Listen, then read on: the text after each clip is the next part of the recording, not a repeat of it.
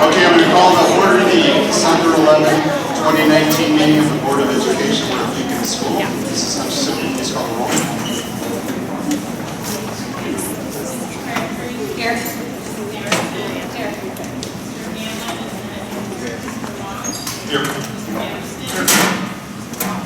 Here.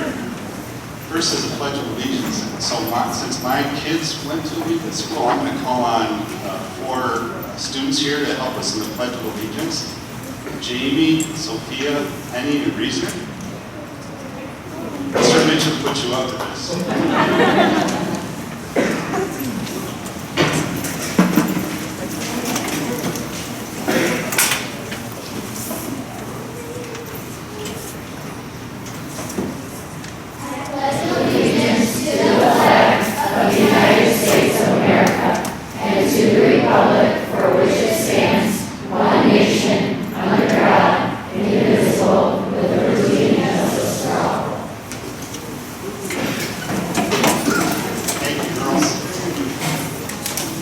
First up is communications with the host school.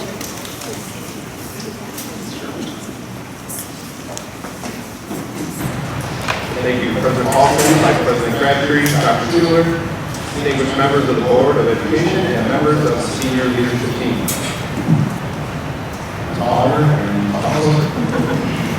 Good evening and welcome to Lincoln Elementary School. My name is Jeff Mitchum and I am the proud principal of this wonderful community.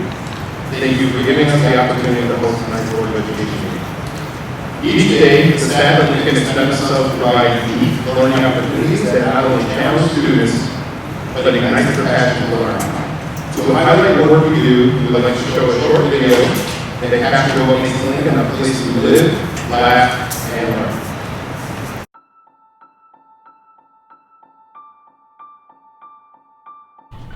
I can't stand this school anymore. I want to go to a school that has potential. A school that with awesome students, like a family. This one looks interesting. I'll give it a try.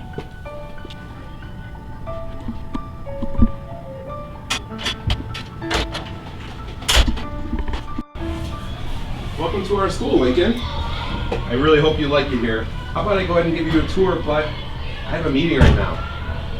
I wonder how I can help. Here you go, Miss Smith. Thank you, dear. Oh, Jamie, can you help me out and give our new student here in Lincoln a tour of our school? Sure, not a problem. Nice to meet you. Okay, come on in. Thank you, Jamie.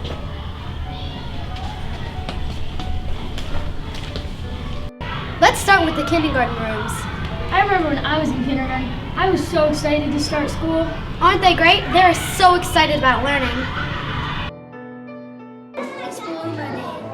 Field trips. I like art. Winter program. Learning. I'm excited for field trips. I'm going to art. Explorer day. Going to gym.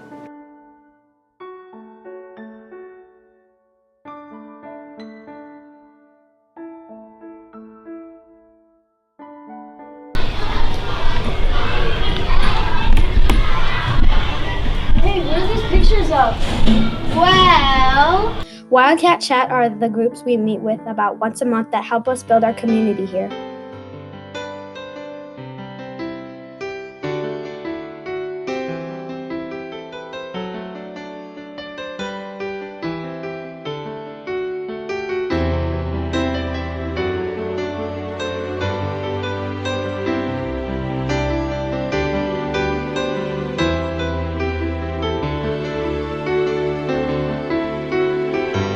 Do you guys have a place where we could borrow books? We do! We have a cart where you could take books to build your library at home, a free little library outside of school, and our LLC.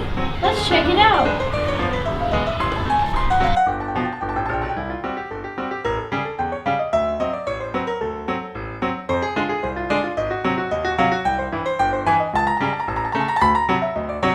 I think chess club may be going on. Do you want to take a peek? That sounds like a great idea. What other clubs do you have here at Lincoln? We have chorus, band, orchestra, coding club, girls on the run, mileage club, battle of the books, and there are more fun activities you can get involved with throughout the year.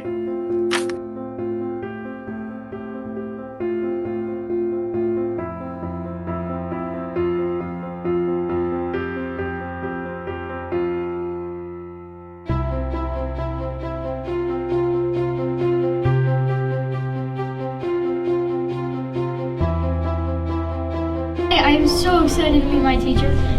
I'm not sure who you have, but I'm sure your class will be great. Time for lunch?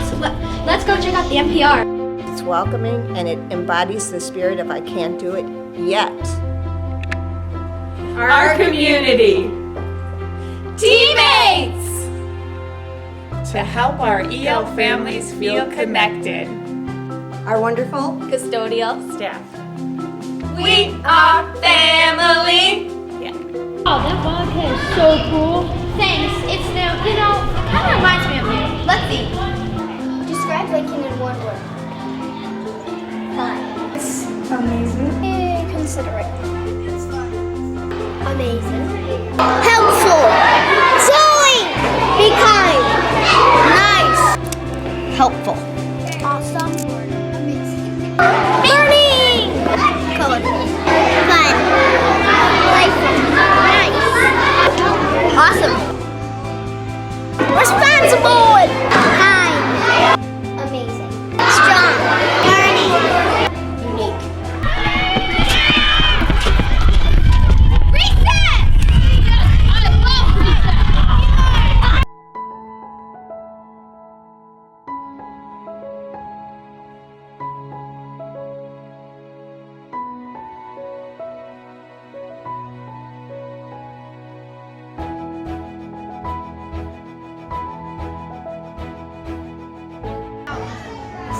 Student is Wildcat Chat. This is my teacher. Be Explore More Day, Wildcat Chat. Explore More Day and first grade buddy. Family Explore. Well, Lincoln, what do you think? This sounds like my kind of place.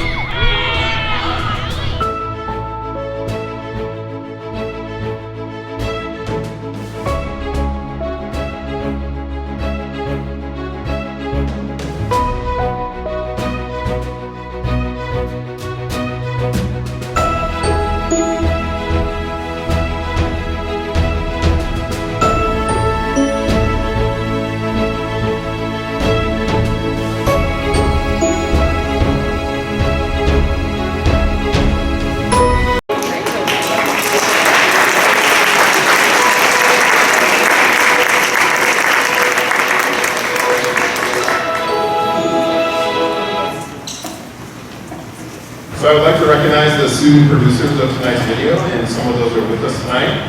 We have fourth grader Penny.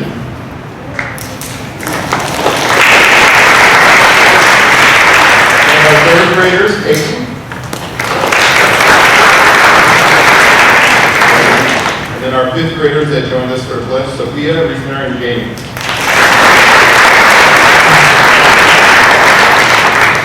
This group of students did produce this entire video, and they were led by our talented Library Learning Center Director, Sarah Peterson.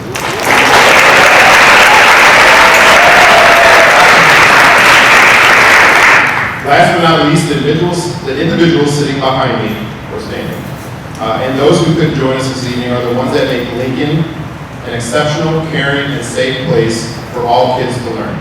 As much as I would like to recognize each of them individually, time simply doesn't allow it. So on behalf of the students, parents, community, and myself, thank you.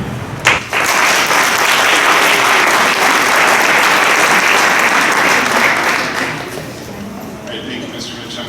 I see a lot of teachers here from Lincoln, but you're more than welcome to stick around for our entire meeting. It might last a couple hours, but should you have other things to do tonight, feel free. Next on the agenda is modifications. So we have board members have modifications. Okay. Next is recognitions and achievements. So we're going to try to do something a little bit different here tonight. I know we've got but we're going to try to move some of the an opportunity for board members to highlight maybe some of the things that are in the community or things they might have done for school visits. And anything they'd like to offer at this point in the meeting?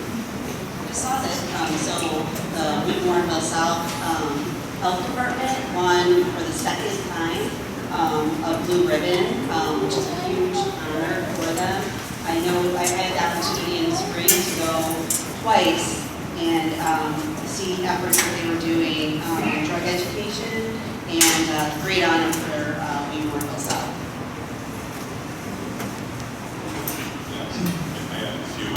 Go ahead.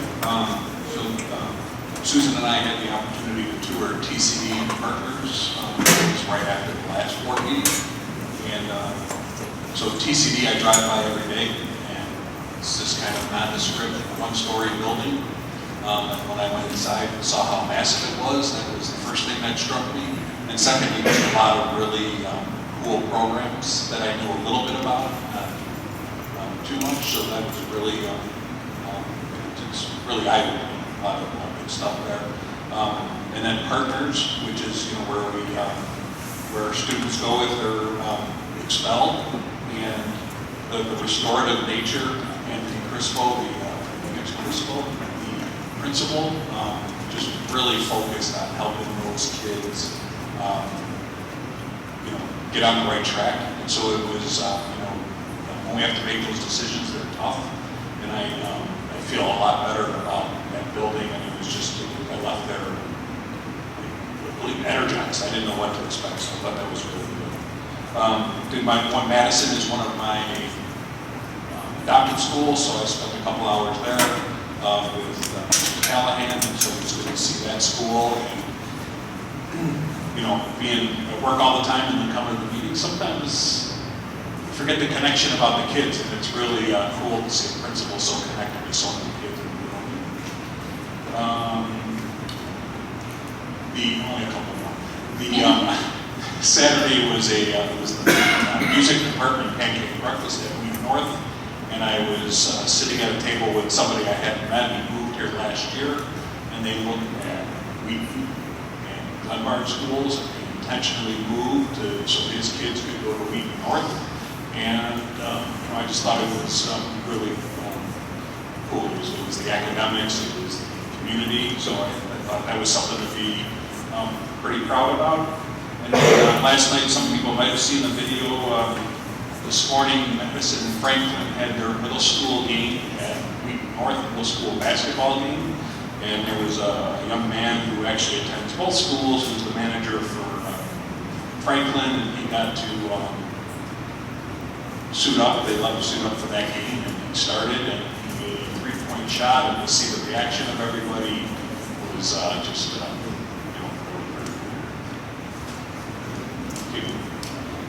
I had a chance to tag along this morning on a visit to Hawthorne Elementary School, where the Student Excellence Foundation was giving out a grant to Mrs. Holland. And that was fun to see that celebration there.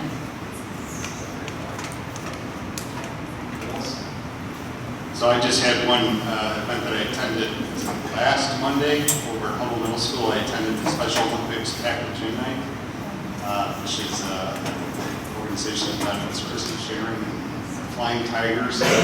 Played a team from Naperville School District 203, and it was unprecedented. We went into overtime. And I understand that by Special Olympics rules, they don't go into overtime, but the coaches and the teams agreed to have a sudden death, and the Flying Tigers won on their first shot. So it was very exciting, and it was great to see the kids have so much fun and find so much joy in the little things that they just take for granted. So enjoy doing that. It's a great opportunity to see that. Kids. So, any other comments or comments? I just mentioned two real quick. One, I wanted to share with the board that I got a letter from Mike Jacoby, who is the executive director of the Illinois School Business Official Organization, and I sent a letter to let us know that Colin Wilkie, Colin is one of our employees in Mr. Robinson's department, recently completed a training program to get a certificate as a CPS, certified professional supervisor. That basically means that he's successfully completed met all requirements to successfully perform plant and facility supervisory activities. So they've got a training opportunity, and Colin obviously oversees a lot of our energy management work within the district, as well as support for the facilities department. So that was one, and then the second, Just want to mention I got a letter from E. Molinari, who works with the Illinois Association of School Boards, recognizing the district, Ms. Crabtree, for our participation in the joint conference and presentation that we did on vaping marijuana and prevention. Thank you. A lot of good stuff going on. Next is public comments. Guessing there's public. Yes. So public comments are valuable and important to board members. We welcome the opportunity to listen to the concerns and issues that are important to our community. Please be aware that it is the board's practice not to directly discuss, ask questions, or take action on public comments until the time has been taken to gather adequate information. We are here to listen. Lack of action or a direct response following public comments does not imply any lack of interest in what is being said. In addition, to preserve the confidentiality of the board and its president reserve the right to request that items relating to either personnel or students be provided to the board privately or in writing for consideration in a future closed session if necessary. The board must protect the stability and decorum of the meeting. Please be respectful for the duties of the board or district leadership team and the democratic process in your comments tonight. Please use the microphone, state your name, and address your comments to the board. Please limit your comments to 3 minutes. Mrs. Crabtree will be timing the comments tonight and raise her arm as the time limit is approaching. Please be factual and courteous and do not include any statements that are personally or disrespectful or condescending to members of the board or staff. If you feel your matter needs to be discussed in more detail, please attend the board's next chance to chat, which is next month on January 25th, or present your comments in writing by email to the board. We have 3 people signed up for public comments. We'll go down in order. First is Stephen Hobbs.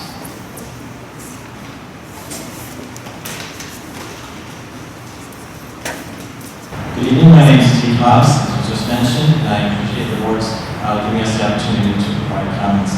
My wife and I have currently 6 children in the Wheaton School District, 3 of whom attend Longfellow School. And so my comments tonight are in regards to the most recent canceling of the authors to come to Longfellow to read to the kids about the Kid Activist Book. One, I'm glad that it was canceled. However, I have a couple questions. My questions are basically, who at the school actually approves these visits by authors, and is it by content? And so, and going forward, I would just appreciate the school district and the teachers. I love the teachers in the school district, and I appreciate their academic teaching of my children. However, I'd like to leave the sexual teaching of my children to my wife and myself. For my children, I do not want authors coming in with content that is contrary to our religious beliefs and a captive audience to my kindergarten through 5th grade children. Thank you very much for your time. Thank you. Next is Mark Taylor.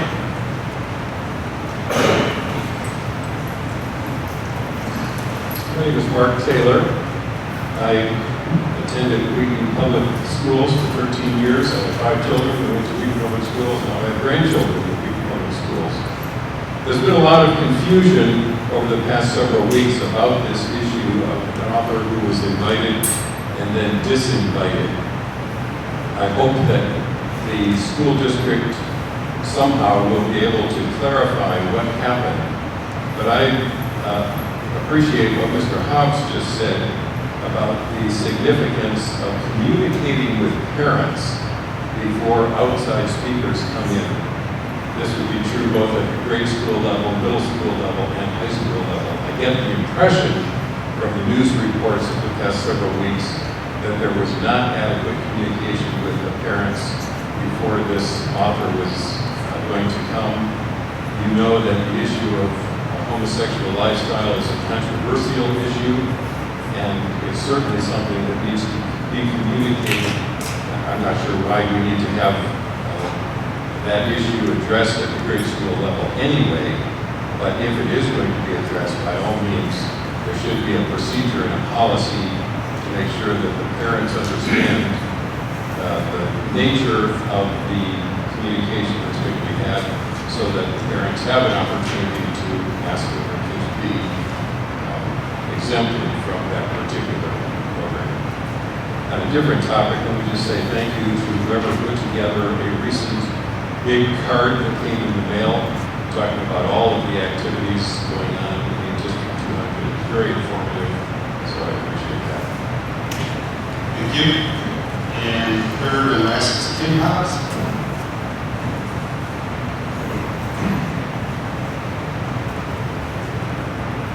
Hello. As my husband mentioned, we have 6 children in the Wheaton School District currently, and I'm a graduate of Wheaton North. And I am extremely grateful for the education that has been offered to our children. I am thankful for that. The teachers are wonderful, and they do a really, really good job of seeking to teach my children the academic portion that I have contracted with the school to do. I see that as an important service that the state offers.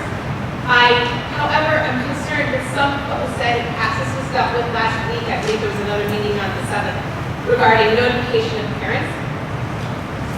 My children are a gift to me from God, and I am thankful for that. However, they are gifted to me by God, and my rights as a parent are a gift from Him. They are not something that the state gives to me to decide whether or not I can have a say in how my children are educated or spoken with in school. And my concern is that when the state or the school seeks to abrogate my rights as a parent by deciding what I can and cannot opt my children out of, that just concerns me, because then it implies that the state is the one that has given me my rights as a parent. And that is not the case. Whatever the state might say, that's simply just not true. And I want to be the primary influencer of my children's social and religious and sexual education. Those are the things that I think that I personally need to be dealing with as much as possible. And I contract with the state to take as much of an education of my children as I would like to see happen. There are other alternatives to public education, and I am pleased with the education so far that my children have been provided with, and hope to see that continue. And I am grateful for the relationships that we have at the school, but I would like to make sure that as the work progresses, that it takes into account that they have not decided who has the rights over my children. That is something that's already gifted to me by God for me to encourage my children in the direction that we as parents see them. And I appreciate your guys' willingness to give us an opportunity to speak with you, and thank you for all of your hard work. Okay, thank you. That's the end of public comments, at least on agenda items. Next is our superintendent's report. Dr. Schuler. Thank you, Mr. Olson.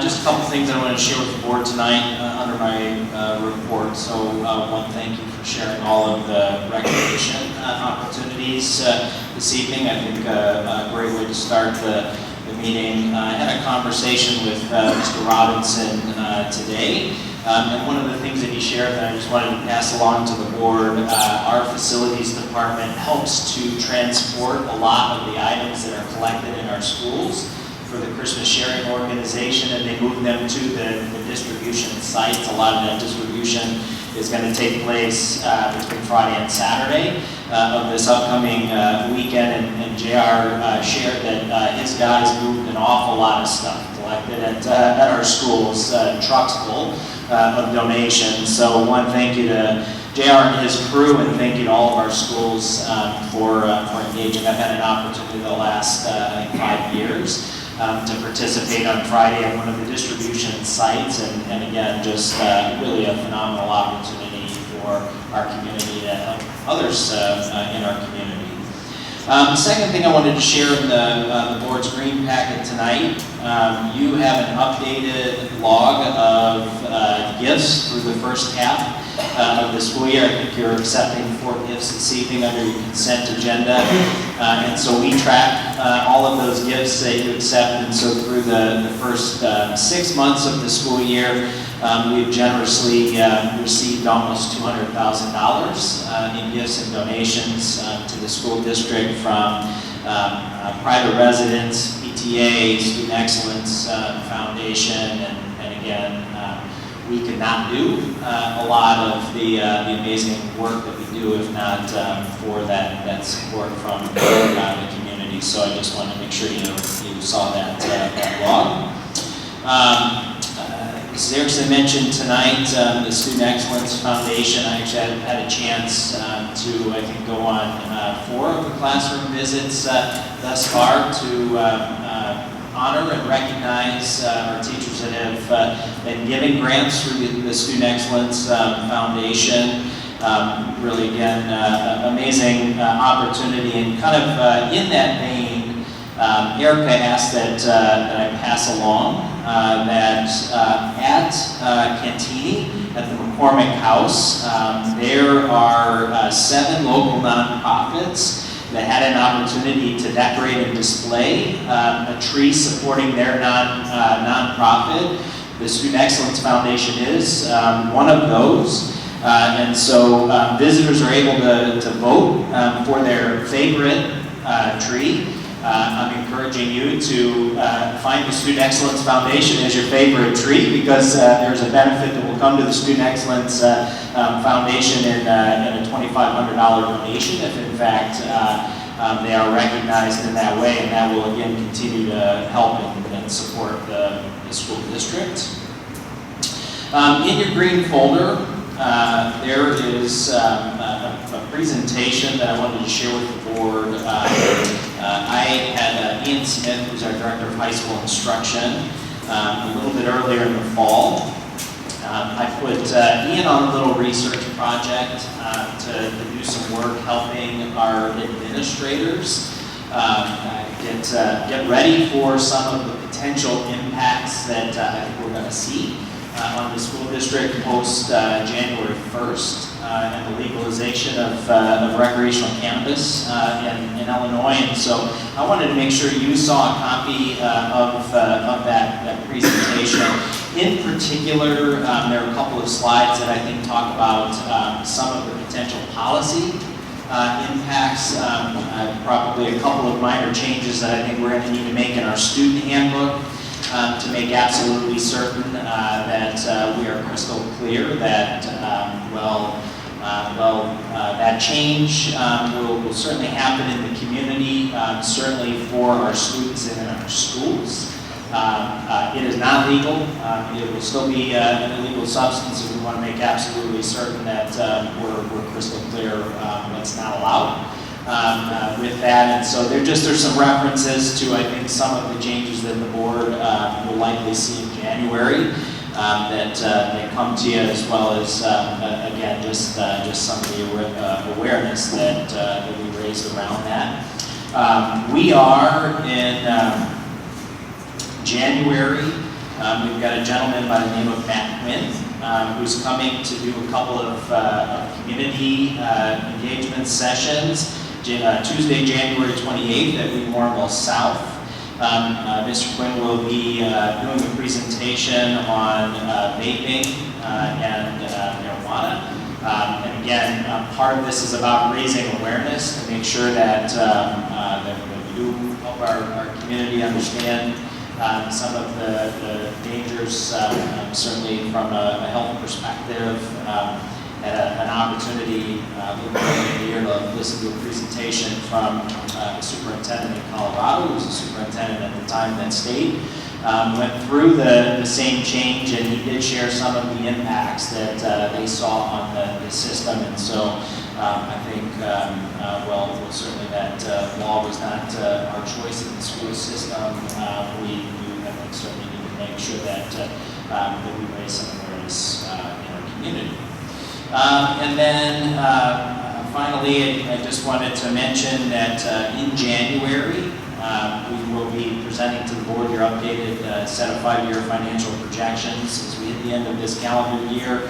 There are a couple of final metrics that will come out in the inflation CPI number, and some new construction numbers that we're anxiously watching that obviously will impact that work moving forward. And then you heard a little bit earlier in the public comment. I just wanted to quick shout out and thank you to Erica and her team for that community mailer. So that community mailer that went out, really largely a lot of the information that had been incorporated in our State of the Schools video, but we did make a commitment that we would have 2 touch points with the broader community each year, and especially a thank you to Jeff Everett, who works in our print shop. So we do both the printing internally, and Jeff has been able to partner with a printer that helps us get those mailed for less than 10 cents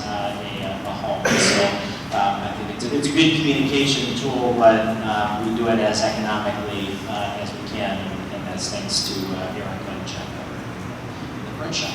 That's all I have. Okay, any questions, members? Okay, next is our consent agenda. We have a short consent agenda, only 16 items. First is acceptance of gift to Lincoln Elementary School, which is an employer matching gift. Number 2 is an acceptance of a gift to Lincoln Elementary School. Number 3 is an acceptance of a gift to Whittier Elementary School. Number 4 is an acceptance of a gift to Warrenville South High School's Performing Arts Department. Number 5 is approval of revised policy 2.230 for public participation in Board of Education meetings and petitions to the board. Number 6 is approval of policy 4.190, targeted school violence prevention program. Number 7 is approval of post standards for high school course on sculpture and mixed media. Number 8 is approval of standards for high school course on transition to college mathematics. 9 is approval of standards for high school course on African American history. Number 10 is approval of standards for high school course on media and communication practicum. Number 11 is approval of bid summer 2020 projects. Number 12 is acceptance and approval of the 10-year life safety survey for Humboldt Middle School. Number 13 is approval to purchase copiers and associated maintenance agreements. Number 14 is approval of bills payable and payroll. Number 15 is approval of minutes from November 13, 2019, open and closed, and approval to destroy recordings of closed sessions prior to July 2018 as allowable by law. And number 16 is approval of personnel report to include employment, resignation, retirement, and leave of absence of administrative, certified, classified, and non-union staff. Are there any items board members would like to remove from this consent agenda? Dr. Schuler? No, just 2 quick comments that I'll make. One is under number 6, approval of policy 4.190, that's the targeted school violence prevention program. There is an administrative procedure that sits behind that policy. Dr. Salagi and his team have been working hard to roll out some training. Certainly in that area, and I want to mention that I think, well, the title of that policy obviously sort of raises concern, right? When you're talking about school violence, really what's at the core of that policy are our SEL practices, really the importance of connectedness, the importance of relationships, the importance of making sure we have a good handle on our students, and prevention really is at the core, and that's what allows us to recognize when, in fact, students perhaps are calling for help or in need of help. And so it's a great procedure that's been put behind that, and a phenomenal training program, but again, at its core, it's really built on the importance of relationships with students. And then the second thing I just wanted to mention, 11, the approval of bid summer 2020 projects. So again, that's consistent with your Sherman-Burgess policy. We've let out to bid more than $7.2 million worth of work, partially because we've got some alternates built in to see where pricing comes in a few of those areas. But again, we are targeting our highest priority items. Really made an effort with the Facilities Committee this year to try to get that work out sooner than what we have done. I think we're about a month in front of where we were a year ago in terms of getting that work out. But thank you to the board and the Facilities Committee for continuing to drive to get that work out as early as possible so that we get the best pricing. Any other questions or comments from board members about the consent agenda? We have 4 courses, and I just wanted to ask if you could refresh my memory on the process for when we add courses. And then secondly, is there a similar process or related or about dropping courses? Yeah, so there is a process. The process starts with generally an individual teacher or department at a building that's proposed a course that there's levels of approval before it even gets to the board. It has to be signed off by the department chair, signed off by the building principal, signed off by Mrs. Murphy and her department before it's even brought to the board, and then it's put on display for 30 days. Obviously, these where they were posted and now are back for approval. So yeah, the course, there's some requirements on obviously what has to be described in that application process, and it has to have approvals at all of those levels. And one of the other things that we built into the process is that it has to be signed off by principals at both high schools. So even if the request originated out of one of our 2 high schools, both high schools have to agree to the new course. In terms of the second part of your question, there's not a specific process for dropping a course, but I would tell you, especially at the high school and with elective classes, that generally it's vote with your feet.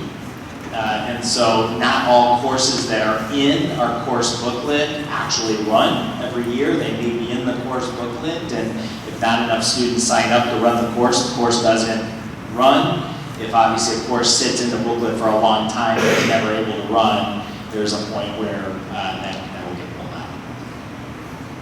Yeah, you know, actually I went to incubator the other day to coach, and one of the questions I asked kids is why did they take that class? And actually a couple of them had signed up for other classes and didn't have it because there wasn't enough people, so that was their alternate. So that makes sense. Mrs. Murphy, anything you want to add to that I didn't? Thank you. One other item on the math, college math transition program, I guess it is. We've heard at Chet that opportunities to chat with the board over the years about nothing after the junior year in mathematics for the AP program. Is that filling this gap or no different? No. So when we have plenty of high-level AP math opportunities for students. I think what you might be referring to is occasionally at our 2 high schools, we'll get some requests for BC calculus, which is probably the highest level. We've done some kind of individual work to accommodate that. The transition math class is really seeking to address what we've seen as a concern in students that may be going to either 4-year or certainly a 2-year college opportunity and are having to take a non-credit bearing remedial math opportunity. And so the development of this course, if a student takes this as their 4th year math option and they get a C or better in that class, they will automatically transition into a credit-bearing math class at an Illinois community college. And so it's really an opportunity to shore up some of the kind of the college readiness skills that students might need. It's a good opportunity for us. We have to partner with College of DuPage to offer this across the county, but it's a good opportunity. Thanks. Anybody else? All right, can I have a motion and a second to approve the consent agenda as presented? So moved. Moved by Mrs. Crabtree. Second. Seconded by Mrs. Erickson. Mrs. Hutchinson, please call the roll. Mrs. Crabtree? Yes. Mrs. Erickson? Yes. Mrs. Cooper? Yes. Mr. Hamlin? Yes. Mr. Vaughn? Yes. Mr. Anderson? Yes. Mr. Paulson? Yes. Okay, the consent agenda is passed as presented. Now we're going to move on to discussion items. We have 2 discussion items tonight. The first one is just I guess a quick summary from the board members. member, the Illinois Association of School Boards, as well as two other organizations, Illinois Association of School Administrators and School Business Officials, had a joint annual conference statewide, and board members had the opportunity to go and do some some professional development of our own and attend some sessions and network with other board members from across the state. So what we wanted to do was just kind of take, in the past what we've done is just develop a summary report and kind of memorialize that in the cloud somewhere. What we thought we would do this year is go around the table and maybe just highlight one big thing that we took away from this session that may or may not have some relevance to District 200 or something that we learned that was some pretty good professional learning on our part. So, did give board members a heads up that we're going to try to do this. Does anybody want to go? Chris has already got a notepad out. Would you like to go first? Sure. So one of them that was really eye-opening for me was it was sexting and cyberbullying. And just to put it in perspective, I believe the room was set up for about 250 people. Every seat was taken, the walls along the room, people were standing, and there were probably at least 25 to 30 people standing in the doorways, hallways, listening. So it's obviously a very big topic that districts are facing. So I learned a lot of kind of shocking information. First off, there's a term called sextortion, and what that is it's asking students to send pictures or videos and then going every week then thereafter and saying, I'm going to put this information about you out there if you don't give me more. And the interesting thing was that they said was 60% of the time that is happening, it's kids that go to school with them. This is extremely big in intermediate and middle school areas. Actually, I was next to a gentleman from Clinton, Illinois, was from the school board there, and 2 days prior to that, they lost a 10-year-old child to suicide because of this situation happening. I also learned that TikTok is the biggest predator site in the world. That's out there. An average internet predator has 250 victims in their lifetime. And the biggest thing that's happening right now with our upper elementary and middle school is they are playing truth or dare online. And the dares are taking pictures of themselves or sending videos.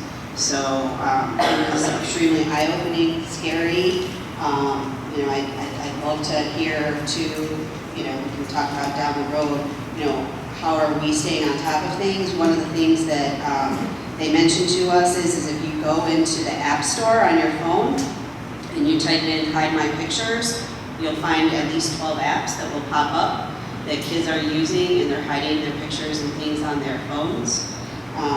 It was scary. It was very, very scary. I also learned Snapchat. While the kids think the images and the videos are disappearing, the company itself holds the videos and pictures for 30 days. So our kids are in a world that's very different than we ever experienced, and it's constantly changing and trying to stay on top of that. So it was a very eye-opening, very scary thing, as I mentioned, but I think it's something that we need to continue to have conversations about. Okay. Well, to start the weekend, I attended the program that Chris and Dr. Schuler helped put on about drug awareness, vaping and that sort of thing in the schools, and I learned a lot there. And I thought you guys did a great job, so I appreciate your presenting on behalf of our district. Thank you for that. I also attended a session on the teacher shortage in Illinois, which was also eye-opening. Had a couple of representatives and someone from the Golden Apple program speaking, and they all had ideas for ways to attack that problem, and a lot of it came back to the idea of finding ways to establish pipelines within individual districts to grow our own teachers and send them back and bring them back to our district. So I look forward to hearing what kind of steps we might be taking to make some of that happen. And then I went to a program on, supposed to be on innovation and inquiry in the classroom. Thought I might learn something new, and then kind of came out there feeling like we're sort of ahead of the curve. Because a lot of things I talked about, innovative classroom settings and innovative teaching and experiences for the kids are things that I've already observed when I've done classroom visits. So that was good. No, Rob was out of town. I have a question. That's okay. We talked a lot at the last meeting about the resolutions, and so do we know the results of that conversation? What happened? Can we share that? We don't need to look to right now, but sometime with the public, we share that since we talked about it at the last meeting. Well, probably you want to report on the biggest one, number one? Yes. Sorry, Susan. No, I just. You're not supposed to talk.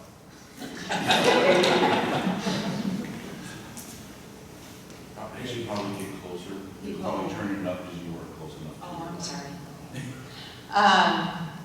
So yeah, I try to take really good notes. First, thank you for letting me be the delegate. I really enjoyed it. It was really interesting to see all the different perspectives on the different resolutions. And what I found really interesting too is that the voting is actually done manually. Like you hold a little paddle, which I thought there would be like a button or something that you push, and I wasn't expecting that. So that was interesting too. Anyway, so number one, several districts spoke on both sides of it, approving, approval of it and opposition of it for various reasons. But they did have to go to a count vote, and I will say they actually someone made a motion at the beginning to wait to talk about number one until after number three was discussed. So number one wasn't discussed until after three was discussed. Can you clarify what number one and three were? I'm sorry, yes. Number one was, I'm sorry, I don't have the actual, it was about arming teachers or letting, local control of who is armed in the school. And number three was to provide grant money to schools for SROs. So we discussed number three first, and that passed. That did pass, and that was a counted vote, because if it's like an overwhelming majority, they don't count it. But they did manually count this, and so this is number three, which is, again, good grants for SROs, and that passed 289 to 126. And this, I did not, there are 451 seated delegates. And I'm sorry, I didn't check this, but a gentleman from 204 got up a little bit later, and he said he had some concern about the voting in general, because he said that 451 represented 53% of school districts in the state. And so his concern was that it was kind of a low percentage of school districts. And I'm going to assume I did not check that number. I just wrote that down, that was his comment. I thought that was interesting. So let's see, then when we went back to number one, they opened the mics to have one mic being for approving it and one opposing it. And after two people spoke from each side, you can go up and say, I call the vote. So that basically cuts off all comment, which was interesting because there were still a number of people wanting to speak, but they cut it off. And so then that vote that one failed, and that was yes was 198 and no was 249. And then the rest of them, I believe the rest of them passed as were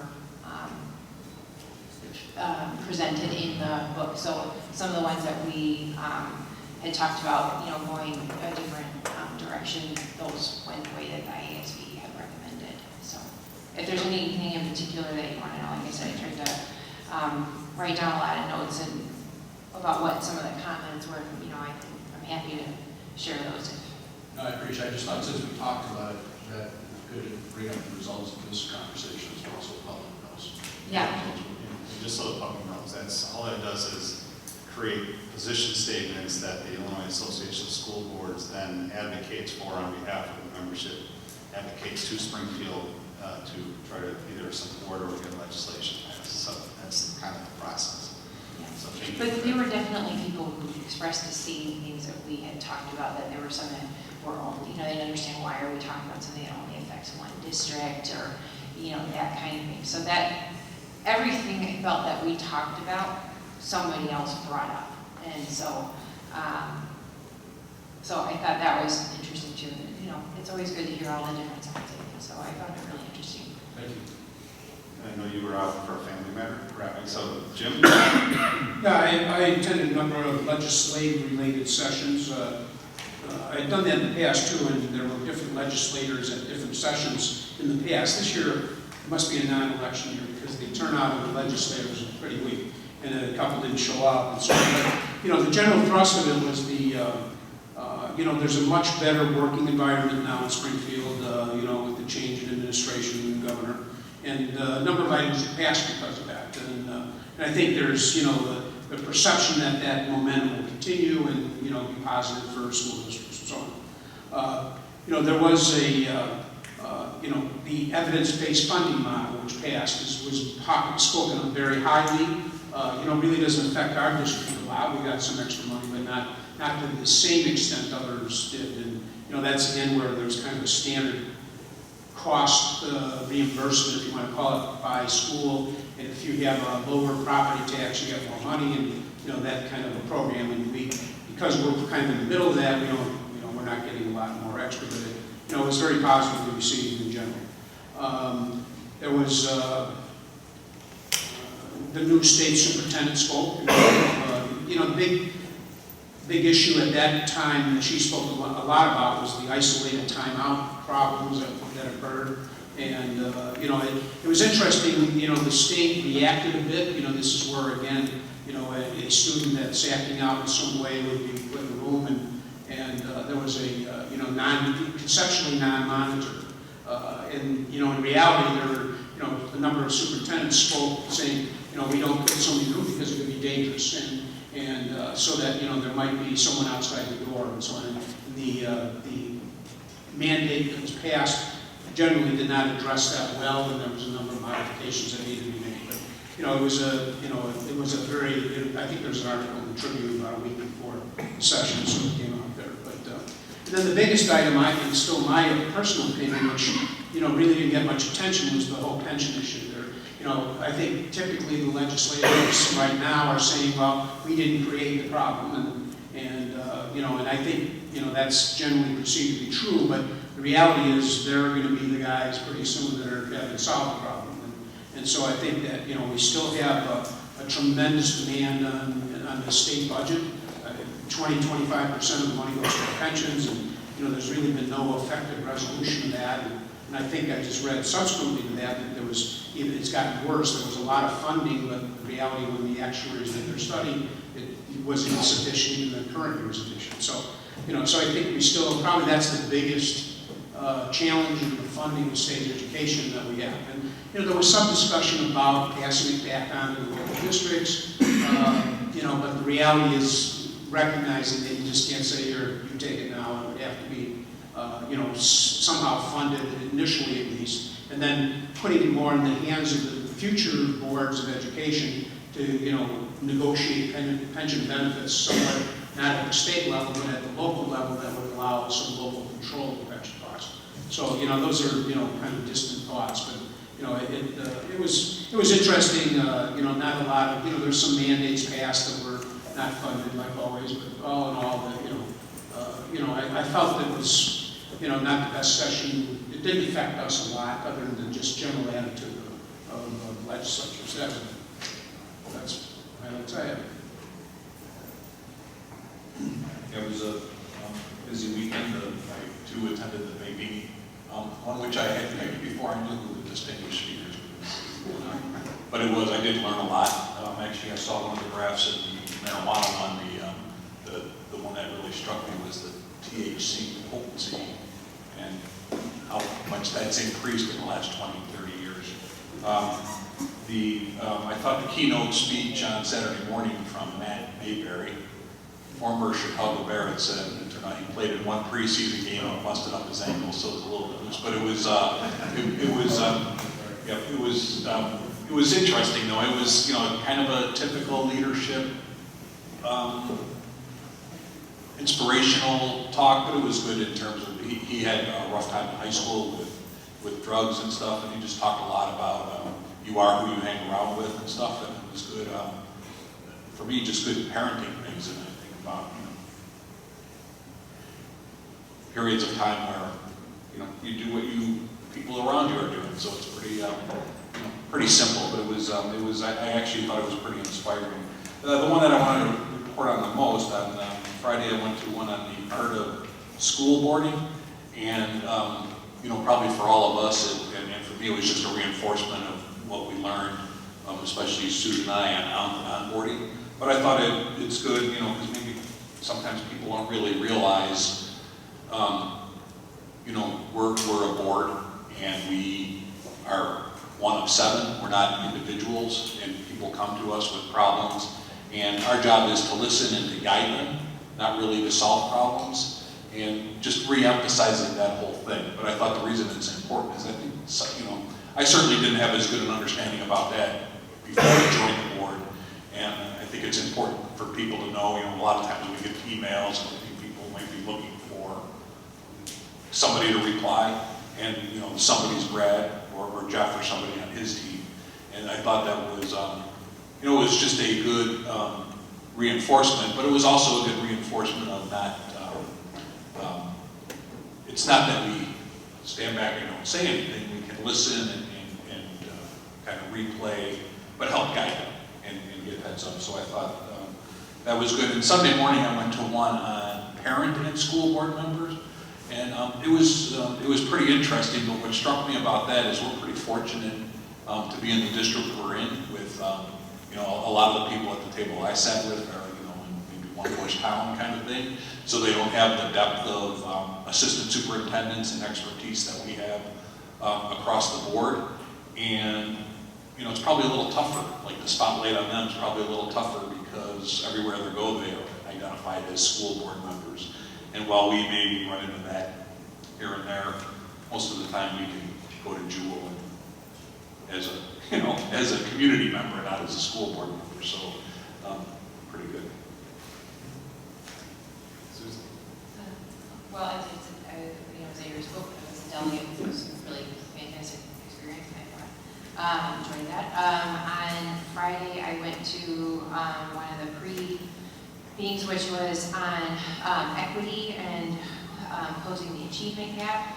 This was just something that I've just been personally interested in a long time, just an issue that I'm interested in, and I thought I picked up the book that the 2 presenters, they wrote a book on closing the achievement gap, and I picked that up too. And I think what was interesting to me is that it just really made you look at different aspects of yourself and the district, and we had to fill out, as part of the activities, we had to fill out this assessment of the district, and I purposely didn't fill it in when we were, because I realized I don't really know, and I don't want to make any assumptions.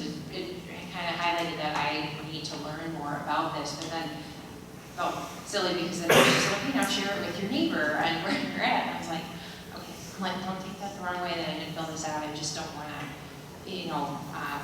I realized that I need to learn more about this and what our district is doing, and I know we're doing a lot of things, but I realized I need to look at some things from a different lens, and that's what a lot of this was about. And actually played into a lot of the presentation we'll see in a bit here, which is fantastic, and I feel much better, filling this out now. And I think I found it very informational, just about what, again, just the different lenses that we as school board members can look at different, things that we're doing. And then another one I participated in was about, it was kind of a different way of doing the incubator program, and it was something that was developed in a smaller district that, But it was, what was interesting about that is it was based around social impact, and they had to, you know, obviously they wanted to make a profit, but it also had to do with social impact and environmental responsibility, and it tied into Common Core, that their writing and that kind of thing, that they would get credit for English and that type of thing as part of this program. I think that was interesting. So yeah, so I found the whole thing really informational. I also went to the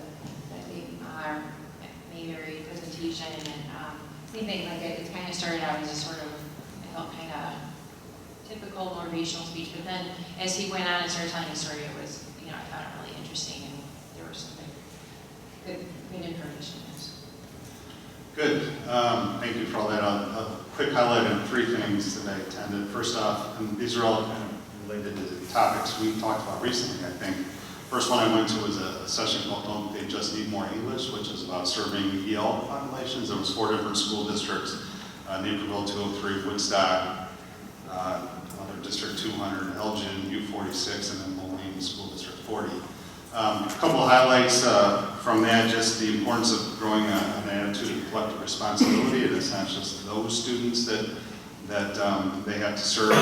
The importance of building instructional capacity through an effective professional development program. And they talked a lot about assessment and how important it is to remember that it's not a sprint, this is not a test score, that different measures of success are important, and the results are not necessarily seen until 5th or 6th grade at the elementary level. And that they really reinforce that the academic trajectory of different students look different. So they really talked about the complexity of the program for early learning. I also attended, probably similar to Jim, a different session on legislative update. I had several legislators and as well as the Deputy Governor for Education, but they talked primarily about property tax reform. And what I took away from that is that they are in task force meetings right now, going through discussions on this. They talked about the importance of realizing the assessments and property wealth differences across the state need to be dealt with. Many of them are just waiting to see what the impact of the new funding model is. And I almost felt like it was a commercial for waiting to see the importance of the, what's the referendum next year? The change of the graduated income tax. I thought it was a commercial for that. They're going through the process right now, and they're very cautious, and they realize that if anything happens to local properties, property taxes at the local level, that money has to be replaced somehow. And another quote that I mentioned is that there's a general consensus or acknowledgement that 70% of an individual's tax bill comes from the local schools, and they realize that it's not the fault of the individual local school boards across the state for that situation. That's a pretty consistent percentage, 65–70% across the state. And then the other one that I went to, which was ironic, was what to do when the media circus arrives, and kind of highlighting that the media is looking for a story that grabs attention, and if you wait for the media to come to you, it's too late. That often the story's already written and they're not interested in the school district side. They just need to go through the process. And I guess my big takeaway is just how important it is to be prepared in advance and be ready when they come to you. So it's kind of ironic, and a lot of questions about different topics from school districts dealing with the media. So that was a good summary. We went to lots of sessions individually, but collectively as a board, it was a good learning experience, and appreciate the leadership that we had as a district in the session that Jeff and Chris were involved in. So with that, the next agenda item is before we leave that, I think that the programs that we attend are well worth the dollars that it costs to attend that program. I think I've heard some criticism over the past that this may be too expensive a program. I think we learn so much from these processes. We learn to interact with each other as well while we're at them, and I think they're a valuable training session for board members on an ongoing basis. Okay, thank you, board members, for that. Next is our second discussion item, which is the discussion of action steps following canceled author visit. Dr. Shu, I'm going to turn over to you and your team. Thank you. Thank you, Mr. Paulson.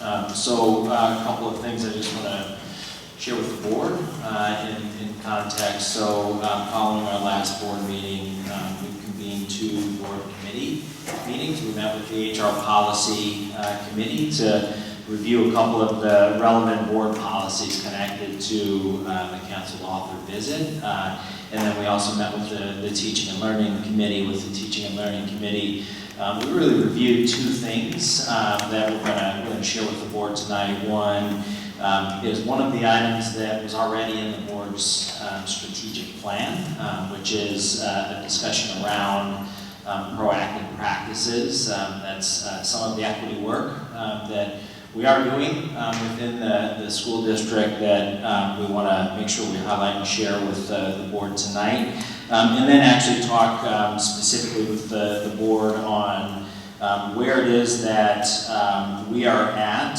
with regard to House Bill 246, which is a new legislative requirement on school districts with the start of next school year. So we're going to provide for the board updates on all 3 of those areas tonight. And the last thing I just want to mention in context before Chris and Melissa get us started tonight is that we've continued to have lots of conversation within the community. Certainly we've heard a lot of feedback around several sides of the author visit and have had a lot of individual conversations with community members, and really for us, I think acknowledged, and what I want to share is that we have a lot of pride in the work that we do as a school district.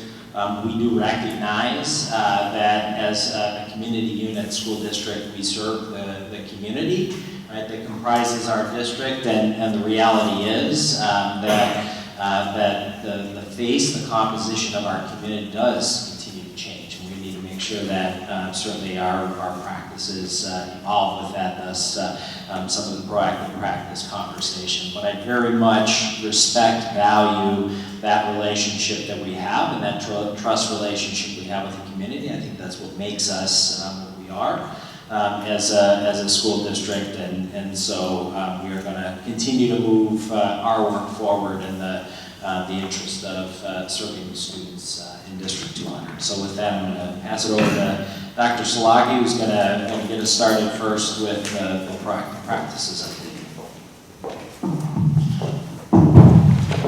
Thank you, so to get started today, I think a really important place to start is really looking at our energy. Right? I think it's a good reminder of our work, and the thing that I've learned underneath the start lines of that is really around supporting all students. And to me, this position has never wavered, right? Not only during my tenure with the district, but in my 14 years as an educational leader at the district school level, the challenge in the workforce has always been around supporting and meeting the needs of all students, right? So when I look and reflect on our mission statement, it's not only one that talks about meeting the needs of all students, it's also spoken around valuing all students, right? It's around that piece. So I want to draw our attention to that. I really want to drill down more. If you look deeper into your 2022 goal process, you'll see the goal there around providing experiences and instruction to develop students' appreciation of diversity. And this is a conversation and work that we started in August with our leadership team. And one of the first questions that we asked is why is this important?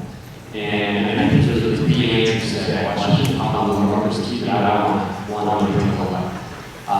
The first is, again, reiterates that we value all students and that we're going to seek to give every kid, every student that walks through our doors, everything they need to be successful. The second piece is that there's an expertise behind this. The one piece of the research that I referenced quite a bit when speaking from many of our stakeholders around this topic is Scott Yates' work at the University of Michigan.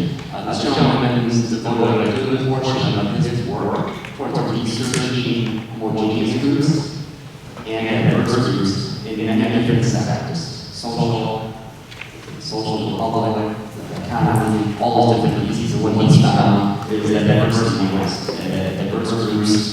want to quickly outperform competing users, right? So we know that there's some not only school-related education research, but some work-related research behind it. I think the third piece to it, and in a few moments, this we're going to walk through this, is that the landscape and the dynamic of our school district is continuing to evolve and change. The need continues to change.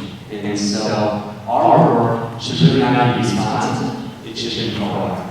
Right? And so there's terminology around there that you may hear called touch responsive practices. With the district 100, we're choosing these terms proactive practices because this is really about work that's ongoing. It's about being proactive, much more with the responsive. Last piece I just want to affirm is our work around meeting the needs of all students is affirmed currently within the board education policy. I'm going to read this a lot, but I just want to draw our minds that affirmative policy around the opportunity to give students and actually to staff as well are both affirmed by 511 and 511 policy. And turn over to Ms. Burnett. She's going to talk a little bit about changing demographic. And our hope is to really window down and talk about our demographic, really get into our proactive practice plan, and really demonstrate what that looks like and what that looks like in our district. Thank you, Dr. Salami. I am going to be showing you a few slides here with some demographic data. And starting out here with updated data relative to racial and ethnic diversity is reported out on our Illinois School Report Card. And this is updated with the new report card data. And here you see the rich diversity within our schools that looks different across our different schools. I actually had the opportunity to use this exact slide with our Spanish Language Arts Exploratory Committee that is looking at the Spanish bilingual programming, and we had a really wonderful discussion today just about where each of our buildings have high Hispanic population and the considerations that does take in designing those programs. The next slide here represents, you'll see those two colors. The pink and reddish color there represents students in two groups, where it's students with an individual education plan or our students that come from homes of second languages. And with those groups, we know that they require some supplemental support. You'll also see that this was at a 10-year change in that population from 2009 all the way currently, with a 17% difference on that population of students as well. And then lastly here, we included this slide, and this was a slide that we used with our administrative team at our August retreat. And it really illustrates that array of differences that come into our school each and every day. We had some very powerful conversations as an administrative team on all the ways that we need to consider our students and those learning experiences that they need based on their differences. So, the purpose of that slide is really considering when we talk about equity and proactive practices, we're talking about the strengths and positive things that our kids bring to our schools, right? And really thinking about proactive practices around meeting all student needs. And so the context of the conversation is really around starting to understand the difference between equity and equality. And so I put the visual kind of gets to the root of that, right? So equity really being around giving every student what they need to be successful in our school, making every student feel connected and moving them along their academic path as well. So on the left, if you focus in on the boxes, you see each of the three individuals are given an equal box. And ultimately what you see is that you see the third individual there on the right, the smallest one, not really getting what they need. On the right, you see each individual getting what they need, right? And so when we think about the proactive practice work and start to draw this out for you, it's really important to really understand about the difference between quality and equity, and really that's the start of the work and of the conversation. Now, equity is certainly the vision. It's the work that's been ongoing. It's work that impacts all of our departments. So while it's myself and Mrs. Murphy up here presenting this information to us, in each of our departments, in the work we lead, in the work that our principals lead, in the work ultimately that our teachers take on, there has to be an equity mindset around that piece. But the proactive practices is the strategies around. And so, just a working definition on proactive practices. This is really an approach that includes professional learning, dialogue, and an equity mindset in all of our approaches, right? So, what are some of the contexts for integration? Professional learning, student achievement, curriculum instruction, SEL, student discipline, our co-curricular opportunities, human resources, community and family engagement. What about the next 6 or 7 slides? Myself and Mrs. Murphy are actually taking through a few of these, just highlights to the points on how an equity mindset and a proactive practice impacts that work, all targeted at giving our kids needs. Now, within your work package, you'll also see a map that outlines many more specific practices that are in play. So certainly this is like a deeper dive or equity map or proactive practices within a 2-year program. But the place that you always start, and where our work starts at, is really at the first professional learning, right? So what's our first and most important practice when we think about the equity conversation? It starts with dialogue. Both myself and Mrs. Murphy had the opportunity to consult with some experts in this field. And really, this is a structured communication process with the goal of deepening leaders and part of understanding, examining beliefs from a district perspective, but also from a personal perspective. We're trying to broaden each individual perspective on race, culture, and all those pieces we showed you in the chart of all the different needs. So what does our work look like? Mrs. Murphy mentioned in August, we started this conversation around proactive practices. Just recently in November, as you told me, we examined our student discipline practices and had dialogue around the equity mindset within that. Planned in January, February, March, and April, we have 4 dialogues planned with our EC12 leadership team. The first 2 are targeted at examining our district-wide and school-wide practices around equity and proactive practices. The final 2 are on examining our own personal beliefs, biases around our practices. And you'll see right below the dialogue piece, you'll see leadership, and then an arrow to staff, and then an arrow to how we know that the conversation we're starting at our leader, but what we want to do is give our leaders an opportunity to create a structure to have that dialogue with their teachers, within their that's really where the pivot point is for us. And we know that dialogue is not going, right? I said we started learning, and you've heard me talk a lot about school connectedness, and that certainly plays into this piece as well, right? Because we're meeting our students' need and meeting them where they're at, right? We're showing them the reality. And so another professional piece that's planned this April is school connectedness training part 2, right?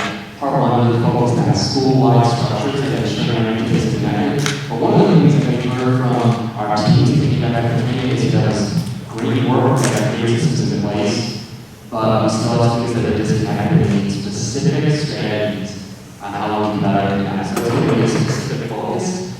It will be the same 150, 160 folks training for a whole day. We have 80 people that we got training. It's a great opportunity again in the proactive space.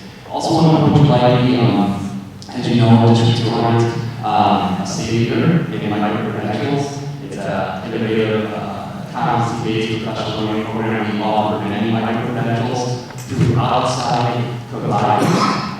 We work closely with our district leadership and teacher leadership on improving and bringing micro-credential learning opportunities, and we offer too that focus on supporting LGBTQ students and the diversity, faculty, and cultural competence stack. So again, those are completed by choice by staff, but again, it's an opportunity for them to broaden and raise how they can best support students, and those two micro-credential opportunities will be offered and go live to the new year. So let's dive in a little bit on what does the equity mindset, the proactive practice, you'll hear me use those interchangeably, look like in our areas. Our strategic focus is on social and emotional learning, is full connectedness for all students. And we believe in and know the reasons why we apply our time to that. How does the equity mindset apply to that? This means really having a student-by-student analysis for all kids to see if they're connected to school, and then truthfully understanding that all kids aren't connected by the same approach. Some kids may take 2 seconds or 2 minutes to have connections to the rest of the world. For others, it may take 2 weeks, 2 months, it may take 2 years. The equity mindset around that is one, being informed enough to know that all kids, for each kid, need something different, and sticking with it through differentiated approaches to give every kid what they need. Right? See down below, kind of our approach around that, intertwining the school connectedness is being trauma informed, understanding that probably about half of our students have experienced some sort of trauma, and that's going to play into how they're connected to us. While we still want to have a structured approach to connect the students, which we believe will work for most, it doesn't work for all.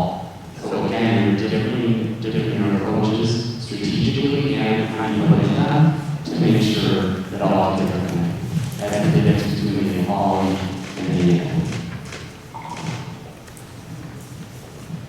All right, moving into student learning. And so when we are designing student learning experiences, it's very important that students see themselves in the curriculum. And you may remember in August, this concept, there was one that I brought to you. This was one that we also talked about at our September retreat in August. And it's that idea of designing instructional experiences that are both years and knows. And so with your concept, students can see themselves reflected in the curriculum and instructional materials. With the window concept, it's that opportunity to look down and learn more about different experiences as well. I should mention as well, really wonderful example of this is the course we moved tonight, the African American History course. It's a really excellent example of years and years instructional learning experiences. And when we're doing all of this work, that work really lies in 4 different areas. And so we're looking at designing our curriculum, our assessments, looking at our teaching practices and our learning results and professional learning. That we're looking at all of those 4 projects through an equity lens. But then as well, when we go through the process of the development of each of those, we do follow that process that's outlined down there at the bottom. And I highlighted the portion here in red because there's that idea of developing differentiation or diverse learners. A great example of this is around the social studies inquiry work that we're doing at our elementary level. We recently had a training in November. We had 40 elementary teachers at the training, and it wasn't just classroom teachers. It was a it was our social or special education teachers. It was gifted teachers. It was LLC directors. And that was presented from the Educational Services Department, where we had myself, we had Lindsay Meeker, co-facilitating and looking at it from different perspectives based on our diverse learners. Okay, thank you. Sorry for the distraction. Another component of our equity really work is around our community and family engagement, and the importance of engaging our families in ways that are meaningful and culturally competent. Lindsay Baker highlighting the wonderful work she's doing here. Something new she just started is called Multilingual Parent Roundtable. She just started this in November, and that's an opportunity for our bilingual parents to come together with our EL staff and have conversations about furthering the ways that we can support them in the school community. I touched on this before, but another opportunity that we had this year is around the design of our Spanish language arts and the exploratory committee that we have set up, looking at programming activity, dual language, FLES, or our enhanced TPP programming. And we actually have committee members that are from our bilingual parent population, as well as our BPAC, our bilingual parent advisory council. They have also been in this same information. And then we also had a series of dialogue with our CUSD committee, and they chose to look at this topic as well around equity, and that's actually starting next week. It will be in January and February as well. So, a few other examples when we think about equity mindset, and certainly Dr. Kyle works closely with this as well. Student discipline, certainly a context for an equity mindset and a proactive practice. So while the process is always to hold students to high expectations in a state-funded environment, certainly the equity mindset around that is considering 5 behaviors of learning and 5 interventions to change the behavior. So not all students will need that intervention or that lens, but some. Also considering the factors that play into why that behavior is occurring is that student discipline lens on the equity side of it. From our human resources and staffing perspective, obviously all of us work closely on that as we start to look at all our departments. And so our strategic process around that is really allocating support staff based on student need factors. And certainly that's an equity mindset to begin with. So an example of this would be the differentiated staffing allocations for reading support teachers at one school as opposed to another, depending on the demographic factors. You'll see different staffing levels as a part of actually the enrollment committee work. You'll see a breakout of that, and you'll see some schools may have 4, 5, 6 reading specialists, some may have 1 or 2. Again, it's not everyone people want because the need is different, and the focus is around giving our schools and our students what they need. The mindset around it has to be a continual analysis of those certified staff to student ratios, communication to student need factors. We know that those student needs continually evolve. And so this is one item where we want to be proactive, but we find many times we have to be responsive and reactive when we have different factors with the students that they need to move in. We need to adjust that to proactively meet those needs. So again, our focus here was really around pointing out a few different pieces of our strategic process and also to identify how really the equity mindset and having a proactive lens in place into all of those. At this point, we'll just go ahead and stop and see if there's any questions.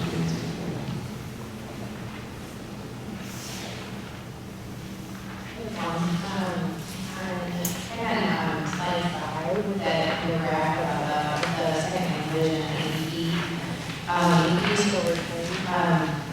What is the sense of the breakdown between as far as the number of IEP, how that is increasing the number of, the second language? Up to 15% of our population have an individualized education plan, and that's been a pretty stable number over time. So we're really anything kind of above that 15%. A lot of students are receiving some type of or time receiving second language support, and I think that's really where you're seeing most significant growth. There's been a significant change in the special education population.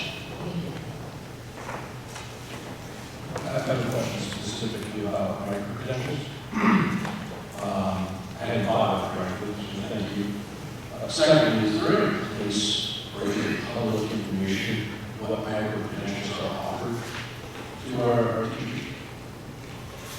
Certainly is for our teachers, Dr. Slaughter can comment on that. Yeah, so within our district website, our teachers do log in to have access to the ones that we specifically provide a micro-credential platform within the district. Websites where our teachers will log into the site and see what's offered.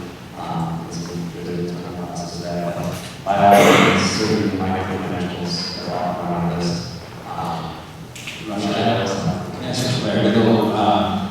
The public who So we're citing micro-credentials. Correct. And I guess we want to understand what micro-credentials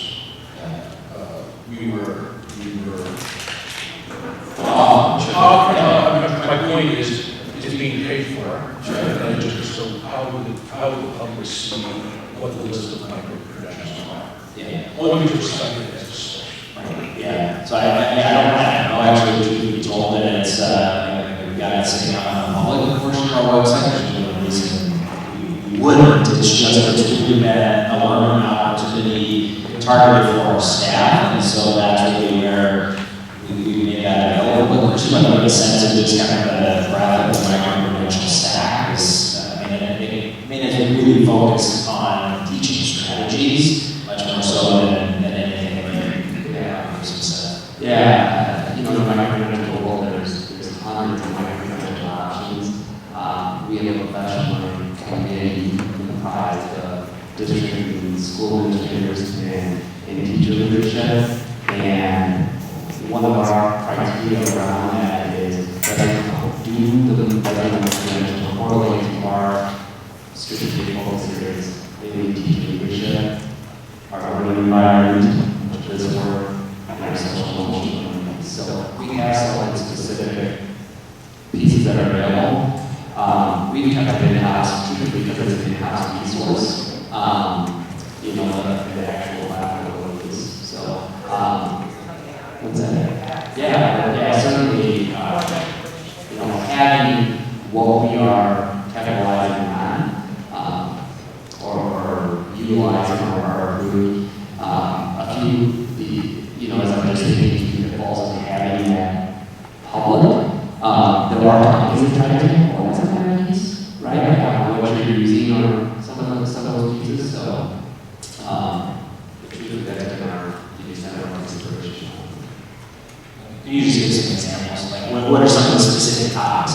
Oh, yeah, absolutely. You know, I mentioned the two that were on here. We've actually taken some off, and some of any ones that computer pathway. We've had, what's that? Yeah, Google certification has been a significant one for us that we did and offered also multiple layers of Google certification for our staff. Many designed around some of the inquiry-based environment, or many of the ones that are tied to our fit learning environment around collaboration, creation, all those different pieces. We had a mindset staff, which talked about different mindsets, growth mindset to grit, perseverance, and some of those SEL pieces. Classroom management staff for our teaching pieces. So we really tried. Our other one that is we wanted them to be as applicable for as many staff members as many individuals as possible. Question, you mentioned the term proactive practices, you know, for programs. So, how do we define those? I'm thinking, you know, publish, and one guys please the issue that we'll talk about here in a minute. But, you know, how do we define that? Who's making that decision? And how do we incorporate the community's input in that? You know, when do we present programs? How do we make those decisions? So, we start, how do we define? Well, proactive program, you know, let's, you know, I mean, you know, let's say you're talking about hospitals, but, you know, how do we define 100% program associated with that? At what age? You know, who's defining it? Is it the state? Is it the local local level? Is it, and so on? And what input does the community have in that process? Yeah. And I guess, the follow-up question is, if I don't agree with it, and I have a for you, I know that we had issues in the past with the common core, and people didn't like it. That was a fundamental demand that we had to provide it, really, and you could not out of it or anything, whatever, without other consequences. So, how are we defining, where's that decision-based coming from this? Yeah, great question. So, if you think about programming in general to begin with, our first step to look at anything is going to be you or interviews. We want to make sure it correlates to our district division work. So I think that's one. Right? There's not just one, that's one. Right? We want programming, right? When we look at the context for innovation, right? There's all those different pieces. The second piece, obviously, mandates come about. And then times those mandates can be integrated into the work that we have. So then we get into decision making, what the process around that, and one of the best places to start when you think about introducing programming and into that is really twofold. What's the basic behind it? So what kind of sits behind it? What impact is it going to have on the student experience? And then to tie to our curriculum, content, and those pieces. And so then when we get down to community input, I think that has two different lenses. If you think about curriculum piece, I don't want to speak for it, but just a good course around that's one piece. When you think about a broader conversation around this, it's really around having a conversation and dialogue, and the question we'll ask our CAC is, what do you want to know more about? How do we move this conversation forward on specific programming? I think you're talking about some of those, the out piece, that's really tied into kind of two lenses. Our curriculum, which is more approved, is public or available, right? So we're assuming it's happening within the class walls, right? Those are some of the pieces that obviously have to do with the classroom when we have curriculum. Right, so there's an opportunity to have the real policies that are used. Parents notify that. But then there's also specifics that come from the community notify and give parents an opportunity to have that as well. So again, there's different lenses, so I think that answers all that there. All of our work involves multiple stakeholders, where it's often teacher representation and committees of teachers working with us to have these rich conversations. I referenced before our Spanish Exploratory Committee, so that's a committee of teachers, but it's also a committee of parents as well, where we have the opportunity to look at programming for our school district. So a lot of community work made up of different individuals as well. Would you say those are based on elementary level or middle school level or high school level? There are different criteria on each? I would not. In fact, I'm going to be starting writing message production work, and that's starting in our high school. And absolutely, that community work is encompassing teachers, administrators, and actually even students. So that community structure applies at every one of our levels. I mean, whether we use some of those questions, but I think the question of you mentioned the African American program, that's still active. Correct. Okay. We have a Hispanic program like that. I noticed on the chart earlier, our second largest population was Hispanic. Do you have any programs like that? Well, I would reference, we have our Heritage Spanish classes. We specifically have that at Hubble School, so that was the program, and it really comes from this equity mindset that came to be. Mr. Wheaton at Hubble recognized that he had many Spanish speaking students that were enrolled in Spanish 1, and it was a course that was rigorous and challenging enough for him, and so he created that opportunity, knowing their academic ability in world languages, but also focusing on their cultural needs and develop Heritage Spanish. And I also think, speaking to our Hispanic population, that's the richness again that we reference in our exploratory community. We are looking at all of that programming through the lens of what Spanish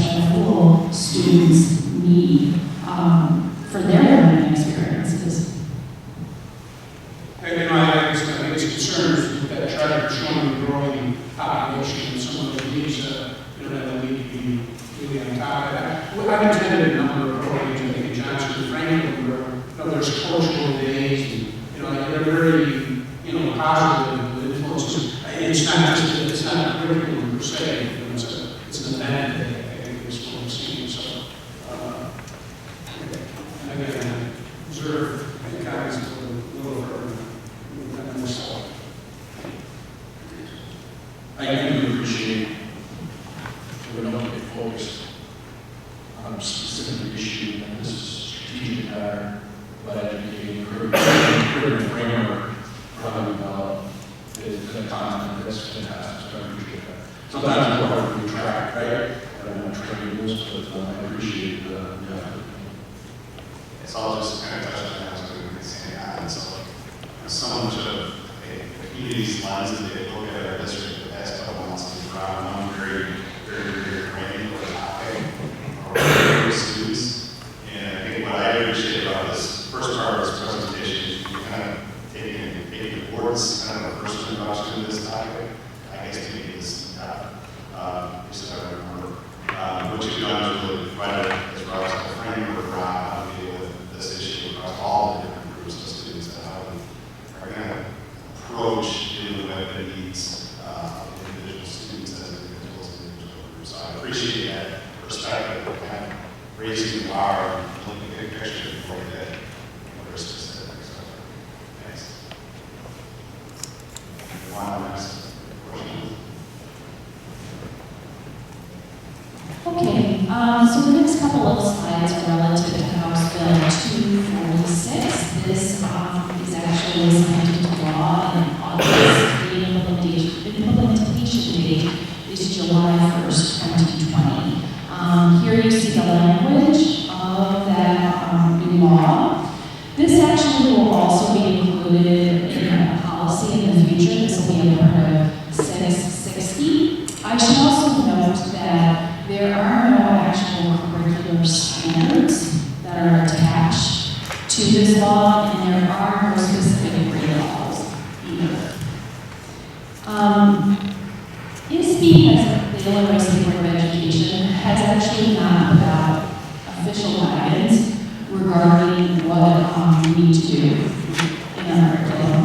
But I took the opportunity to talk to ISB on 2 occasions, and a very helpful gentleman who is the principal lead consultant. We had some great conversations, and he provided me with some very good guidance in terms of how to get started.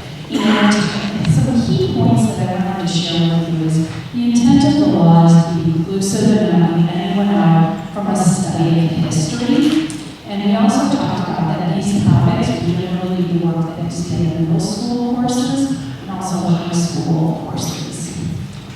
He also shared with me some resources to get us started on this curriculum work.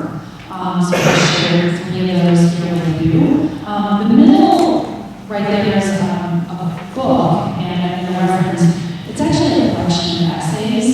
And there was a specific essay that I spent some time reading. It's called Putting These Ideas into Practice. High school teachers talk about incorporating the LGBT past. And in that chapter, they talk about the importance of building a framework, respect, and mention strong student reactions. The teachers, there's actually 9 teachers that were interviewed that contributed to that essay. And they talked about the strong emotion and the complex challenges that can be faced with beginning to incorporate these topics into their classroom. So here you're going to see the process and timeline for this work. And a lot of this is based on our current policy for curriculum work, but also driving on recommendations from those resources, where we're really going to start by looking at units where the LGBTQ content can be included. We do have some of these topics already as part of some of our history coursework, so we'll continue that conversation, and we'll determine those as critical areas for teaching. We're building a framework of respect and managing strong student reactions as is recommended, laying groundwork with stakeholders, building the curriculum, and then our board process that we met tonight. And then you're going to see there's 3 phases of work. Starting at our high school level, moving into to middle school. And then phase 3 is that idea of professional learning for all of our teachers, and it's that opportunity to create that climate and cultures of support on LGBTQ topics.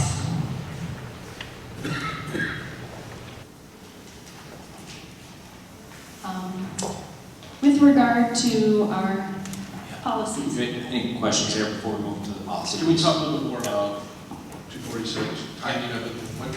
Where is it in the process? It is a law. Yeah. And when would that be in effect? In effect, July 1. So it is in effect for the next school year, but again, without significant guidance documents out yet from the state. But the implementation for the law would be July 1.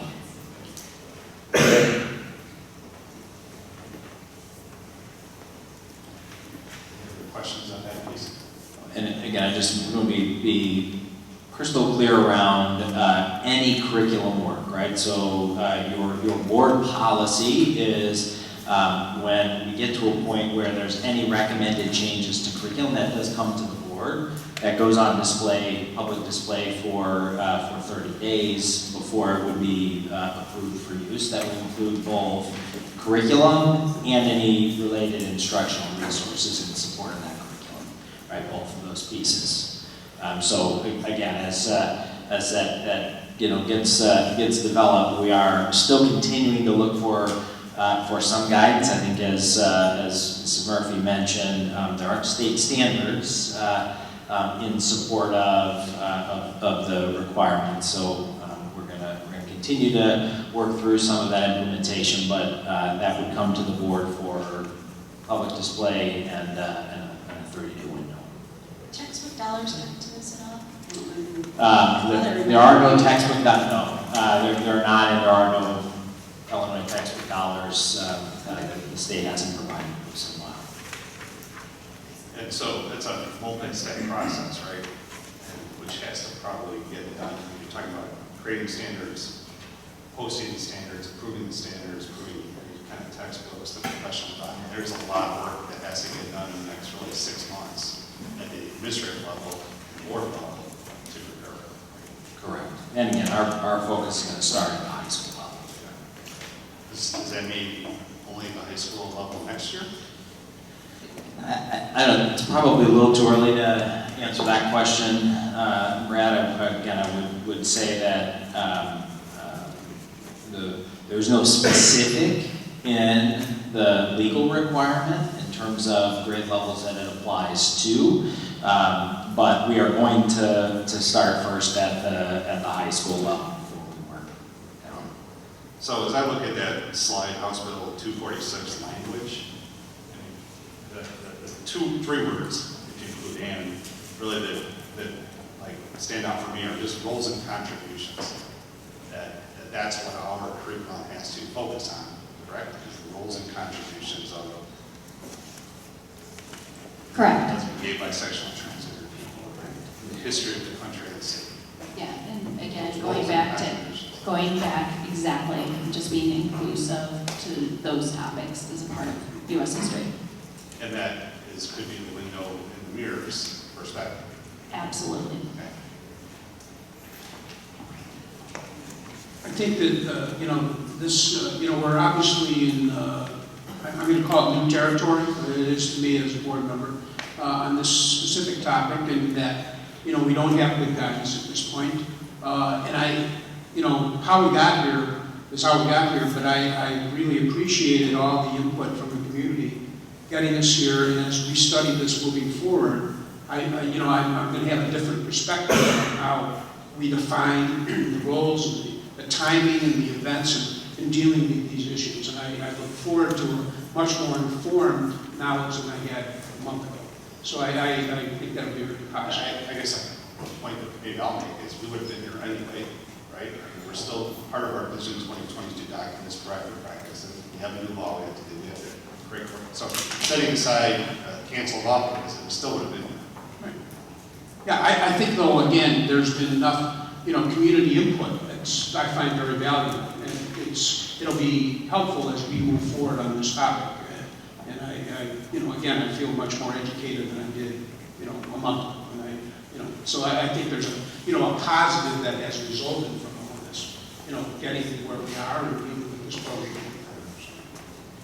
So just for me to set up the next couple of slides here, anybody who was at our last meeting, one of the things we did is that I asked the HR policy committee to go back and look at some of the policies and kind of shaped our actions around that and whatever administrative procedures might follow up as a result of it. So I guess that's kind of the setup for this last meeting. Yeah, so the HR policy committee met. We reviewed 4 of your board policies that had a connection to the author visit discussion, 6.80, teaching about controversial issues, 6.210, instructional materials, 6.255, assemblies and ceremonies, and 6.260, complaints about curriculum, instructional materials, and programs. Again, it's really at the intersection of all 4 of those policies.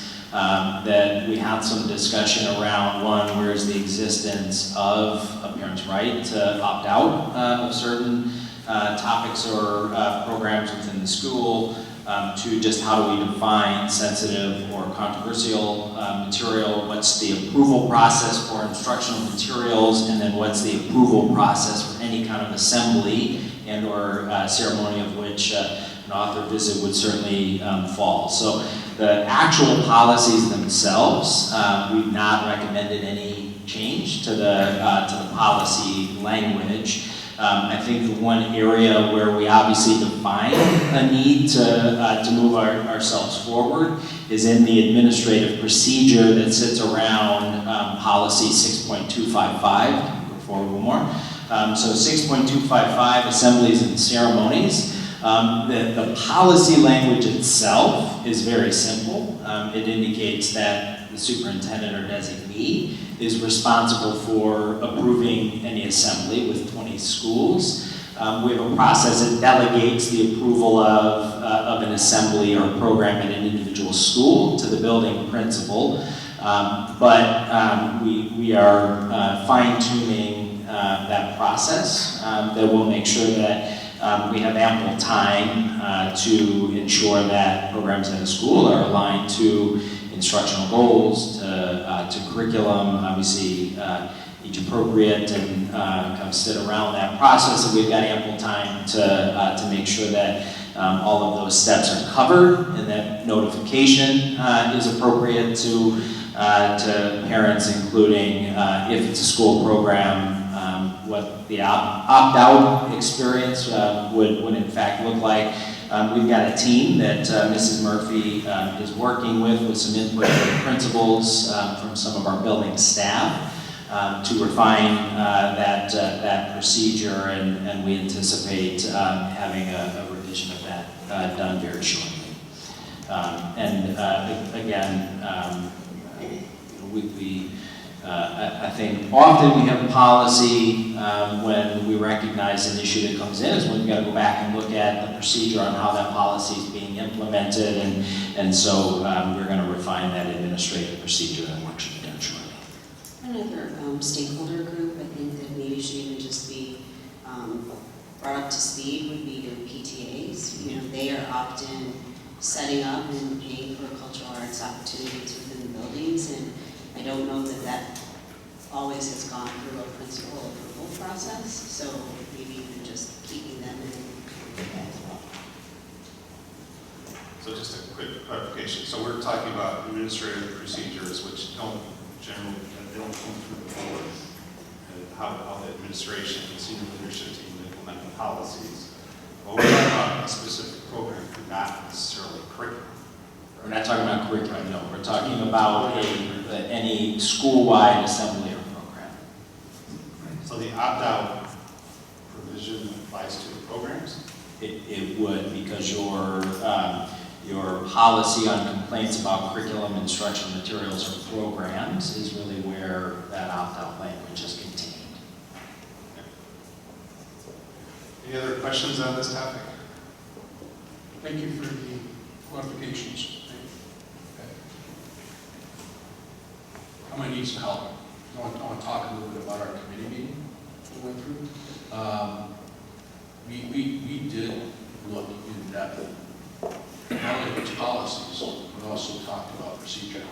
This one. Correct, exactly. And I don't want people to think you check the box, correct, done.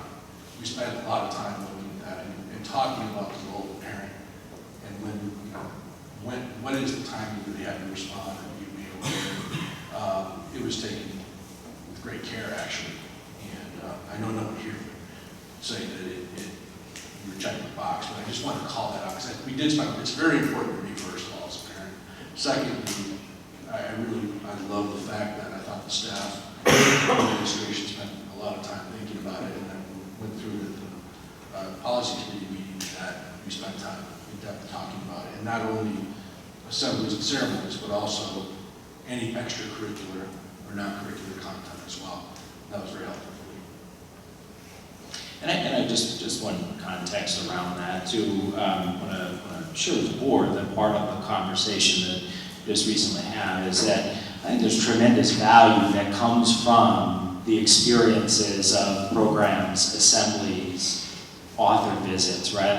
Like there's strong educational value that comes from those opportunities, and so establishing a procedure, part of the conversation we've had with the team working on that is that we're not looking to create a process that makes it impossible to have those educational opportunities, because I think there is tremendous value that can come from the experiences that can be provided through an assembly or through an author visit or through some of the programs that we provide. And so we want to make sure that the appropriate steps are taken to make sure we're fully compliant with policy, but at the same time, not create artificial barriers that simply make it impossible to even have an opportunity. I think we would significantly limit opportunities that could be otherwise available to our students. And so, and the last piece, you mentioned it, that really administrative procedures are a process for implementing your policy. Certainly for your policy on administrative procedures, the board at any time can obviously look at an administrative procedure or ask to understand how we're implementing it. So that's not top secret with the administrative procedure, but the reality is oftentimes our application of procedure does shift regularly, right? Your process for approving changes to board policy takes 2 months, right, at the shortest to implement a change in policy. There are times that we understand that perhaps an aspect of the procedure is not working. We have to have the flexibility and the agility to make that change quickly if we need to in implementation. So again, you are welcome, obviously, at any point in time to look at, evaluate any of the procedures that we have in place or to see them. It's not about a lack of transparency around those. It's just that procedures shift much more quickly than policy does. So what is the timeline then for this administrative procedure review? Yeah, Mrs. Murphy is just met with a group from the staff. Really, I think the core of the procedure is largely drafted, and that's already been reviewed with our principals. So I think it's going to be done very soon. I think we want to get that group together one more time to work through a few related details to it, but it's largely done. I have a more global question about administrative procedures. So following our huge policy overhaul and the policy binder, the next step, my understanding was reviewing administrative procedures and making sure that we have the ones that we need and that we're up to date. So can I assume, or can we assume that this process has been done and there is a body of administrative procedures that we will be notified so that we can, and told how to find them so we can go in and then move forward if new things come online when there's something new going on like this? Well,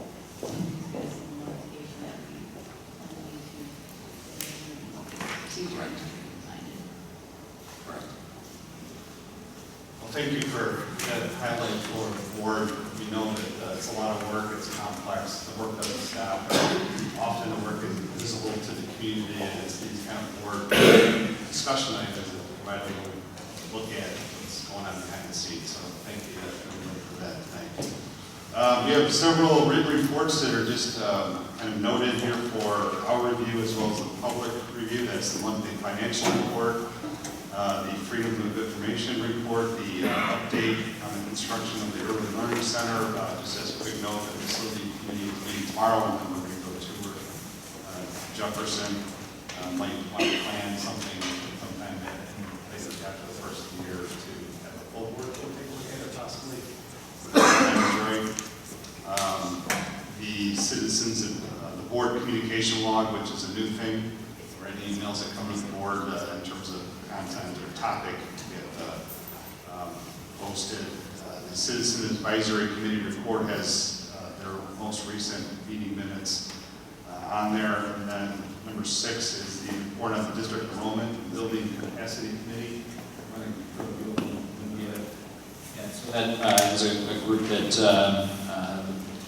meet with or have met typically with annually. That group looks at our current enrollment numbers, looks at any enrollment projections, trends that might be impacting enrollment, and also capacity of our buildings, and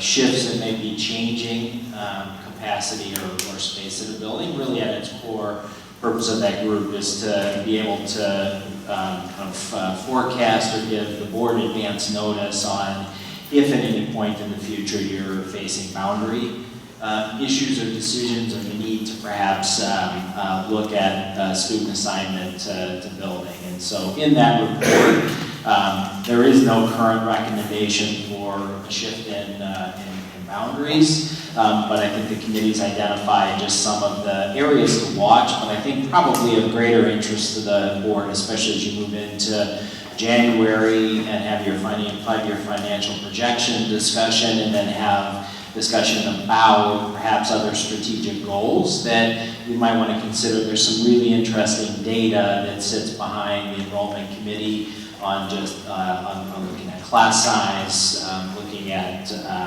some of our program, not just class size, but teacher ratios, just some stuff that I think will be instrumental to the board as you move through the spring and some of the other decisions that you make. We wanted to kind of get it all in one place so you have it as a resource bank as you're perhaps evaluating other program decisions that might have a space impact, and just want to understand what kind of space do you have.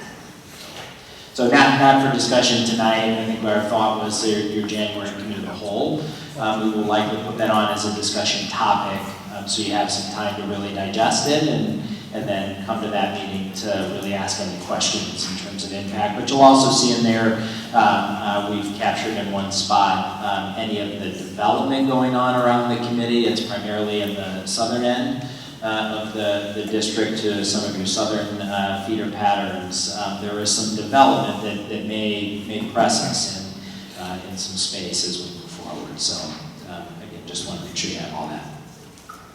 Okay. Can I just say I appreciate getting all this information in advance, because there's a lot to digest there, so that we have our background. Got some holidays coming up, some free time. Okay, next up is reports from board members. We do have 2 committee reports that are posted. That would be the December 2nd meeting of the HR Policy Committee, and then the December 4th meeting of the Teaching and Learning Committee. Any other reports from board members that would like to make? I will make one. Yes, so this is kind of a topic that started really maybe a year and a half ago, when Jim Roman was just about to leave the board, and conversations about the Illinois Association of School Boards, and we wrote a legal brief talking about some issues he had. And yesterday, myself as well as the board presidents for Indian Prairie School District 204, Naperville 203, and Elmhurst 205, we met with the executive director of Iasb as well as additional staff, and it was a great conversation. We talked about a couple different topics. Really, first, Iasb's got a new due structure coming out, which is more aligned with the evidence-based funding model. More details will come out about that. We also talked about some of the benefits we get as school districts and to participate in Iasb, as well as some of the board development alternatives. I thought that was an interesting conversation that, they've got a new person who we did our workshop with a couple months ago who was focused on large districts. We had really good conversation about the difference, the need for high-performing school boards to do a different kind of workshop, and large unit districts or large districts were not necessarily high-performing, and high-performing districts were not necessarily large. So that was a really good conversation. And then kind of touching on the topic of the Iasb Delegate Assembly. And we talked a little bit about some of the frustration with single district issues, and that they had heard a lot about that.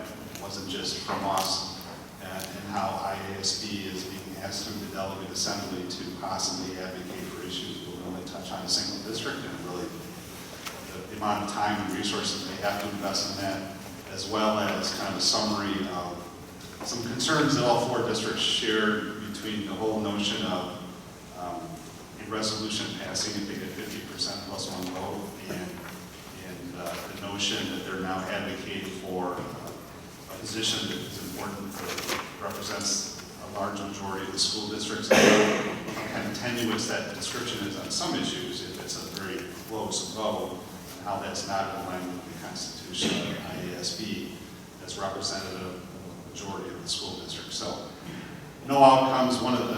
But it was a very good open discussion. They were very appreciative of meeting with us as 4 districts, as leaders in DuPage County.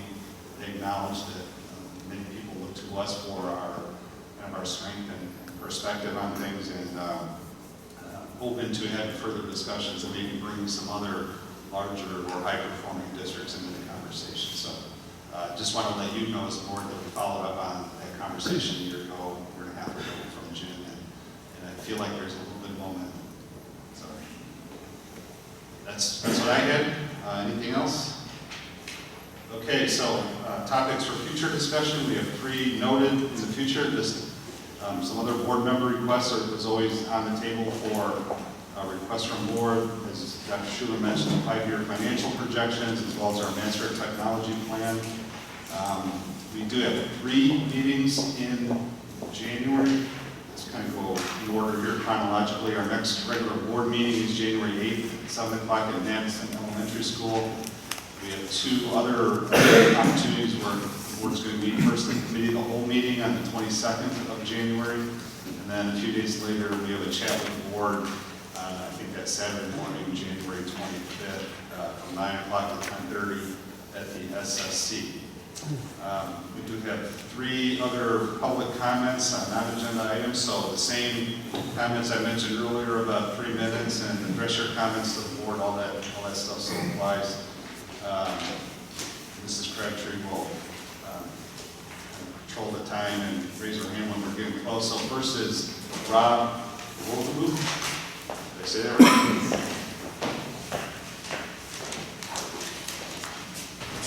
Thanks for the opportunity to be here tonight. Thanks for the opportunity to be here tonight.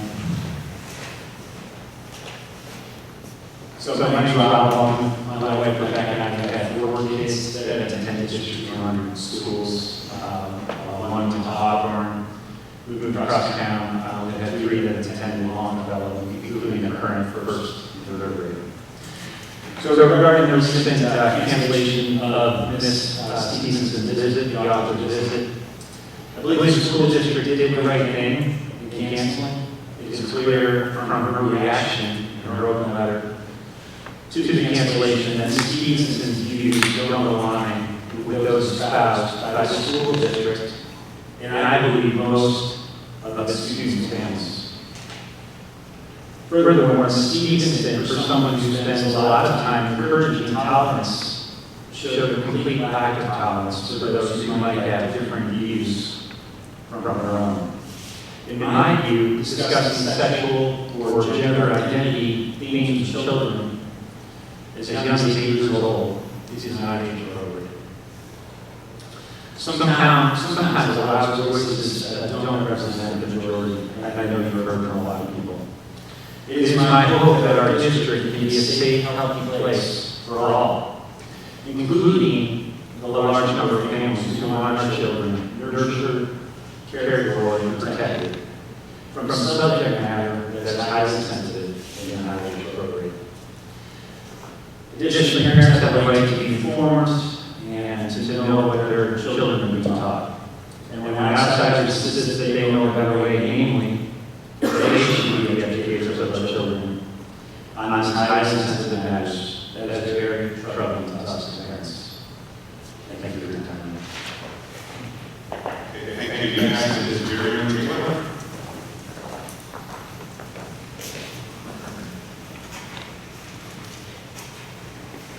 Good evening. My wife Nancy and I have 5 kids, and 4 of them are currently in District 200 schools. I want to say 2 things. The first thing is that the holiday concert last night in Franklin was awesome. And so I commend you and thank you for creating an atmosphere in our district where principals like Mr. Ziskin can encourage teachers like Crystal Morris to put on that kind of concert. Spectacular. So thank you for that. Second thing is, I just want to highlight one of the items on this poster over here. One of the things that we believe. It's the last one.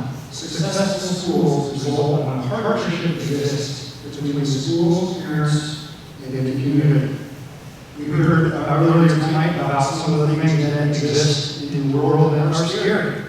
And things like TikTok and sexting and sexploitation. Everything's out there that are scary, and I know that concerns you as educators. I tell you what, as a parent, it terrifies you. But we have to be aware of those things. We can't just ignore them.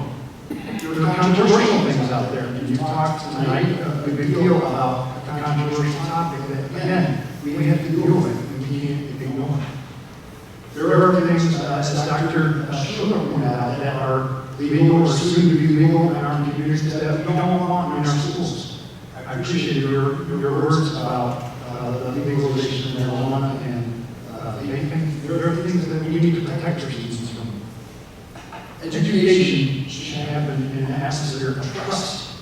When these issues exist, and we understand that they do, scary things, controversial things, they need to be dealt with and not ignored in an atmosphere of transparency and trust between parents and teachers and community members. Difficult and sensitive issues are best dealt with when teachers, administrators, and parents are working closely together. It happens worst when schools operate without transparency and communication. So thank you for fostering an atmosphere of transparency and communication. I echo what Bob Wheaton said, bringing an author in from outside the community without informing or discussing with the parents is not a good example of operating in an atmosphere of trust. I understand that in a public school setting, my kids will be exposed to ideas that I don't personally agree with. And I'm okay with that. That's called education. That's okay. What's not okay is when schools or outside educators decide to try to take responsibility away from parents. It should happen in a relationship context and a context of trust, so that our students will indeed be able to reach their highest level of education and personal development. Thank you. Okay, thank you. Well, they're always hard. They're almost.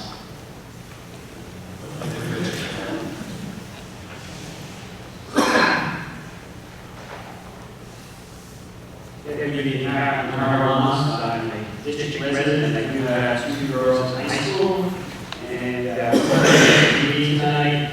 And I do agree with Jim Hassett. I don't know how we got here. Why was it HB 246? But we are here. It's a little fascinating to take a look at it. It only says in public schools only. Why are they only forcing public schools to abide by this new language or teaching? And what's the other thing that's amazing is there's no guidance in the state. So how can you put stuff into the curriculum so what when they're not telling you what you need to put in or how to put it in or what grades to put it in? They have everything built in Common Core, where they spell everything out, and here they spell nothing out. So I have another question. What is the penalty if you don't follow the law? You don't put it into the curriculum? There is, from my understanding, there is no penalty for not following it. I'm sure there's going to be plenty of school districts in the state of Illinois that's not going to be fulfilling that requirement by July 1st, 2020, and putting this in their curriculum at some level. And that's what I do. They don't even tell you what levels to put it in. I mean, it's just wide open with no caveats or any penalties or anything to go by. So that's all I have to say. Thank you. Okay, thank you. There being no further action coming before the board in open session, can I have a motion and a second to adjourn the meeting? Moved by Mr. Hanlon. Second by Mr. Long. Merry Christmas. Go ahead, Alex. I'm sorry. Yes, can I have all in favor say aye? Aye. Opposed? Motion is adjourned.